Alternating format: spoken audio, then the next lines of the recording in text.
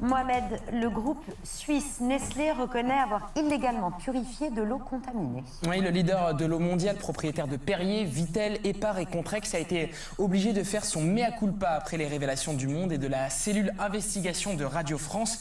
Nestlé commet depuis plusieurs années des pratiques frauduleuses. Alors que l'eau doit être minérale, donc pure, l'entreprise l'a désinfectée à l'ozone, l'a filtrée aussi aux UV et au charbon actif. Marie Dupin a enquêté sur cette affaire. Elle nous raconte ce qui a été retrouvé dans l'eau du groupe Nestlé. Ils ont savamment caché ces traitements interdits par la réglementation. Ils les ont cachés derrière des armoires électriques.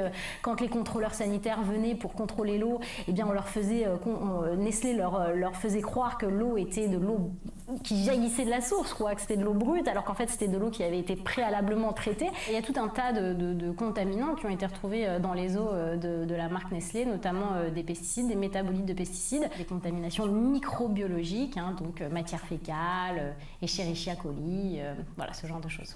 Emma Aziza est hydrologue. Selon elle, ce sont les évolutions de l'environnement et la pollution entraînée par ces dernières qui ont bouleversé les sources de Nestlé, qui en plus ne cessent de se tarir. On retrouve de plus en plus des potentialités de contamination physico-chimique, notamment à travers des pesticides, des fongicides, des herbicides que l'on peut retrouver dans les eaux minérales. On voit très bien que ces contaminations, elles peuvent être de différentes origines. Si on a des bactéries de type Escherichia coli, on va avoir une contamination d'ordre animal qui va pouvoir atteindre le milieu. Donc on peut avoir des zones d'élevage, on peut aussi avoir des contaminations humaines. Donc on voit qu'on a différentes possibilités et origines. Nestlé avait informé le ministère de l'Industrie dès l'été 2021. La multinationale insiste alors sur le besoin de filtrer son eau au maximum à cause de nombreuses contaminations bactériennes. Mais ça ne s'arrête pas là. Nestlé aurait demandé alors d'utiliser les filtres les plus puissants, ceux qui sont censés être utilisés pour traiter l'eau du robinet, qui est, elle, 100 fois moins coûteuse que l'eau minérale.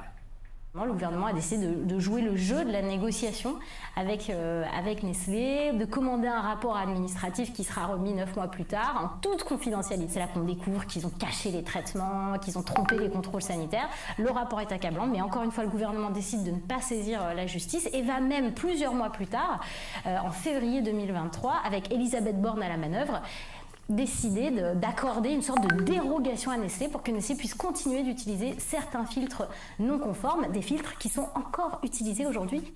Le gouvernement aurait donc même assoupli la réglementation nationale, passant outre les directives européennes, une décision qui ne passe pas chez les Verts et chez LFI. C'est un scandale qui montre qu'une fois de plus, l'État abandonne complètement cette question-là et laisse des multinationales s'accaparer l'eau au détriment de toutes nos lois, de tous les principes qui régissent notre vie commune et au détriment juste du bon sens qui est que l'eau et la ressource en eau doit d'abord servir aux habitants, aux écosystèmes avant d'intérêts économiques. Que le gouvernement se fasse peut-être complice de cette fraude à la consommation, tout ça pour les beaux profits de Nestlé. Vous voyez, il y a quelque chose qui tourne pas rond et j'espère qu'on en saura vite beaucoup plus. Nestlé se targue de vendre une eau sans danger pour la santé. Il n'y a donc pas de scandale sanitaire selon les hydrologues. Cependant, cette eau se rapproche fortement de celle du robinet qui est elle quasi gratuite. Il n'y aurait donc pas, et je le redis, c'est important de le dire, de scandale sanitaire, mais dans un pays très attaché à l'eau minérale, Emma Aziza y voit une attitude commerciale opportuniste qui pose question.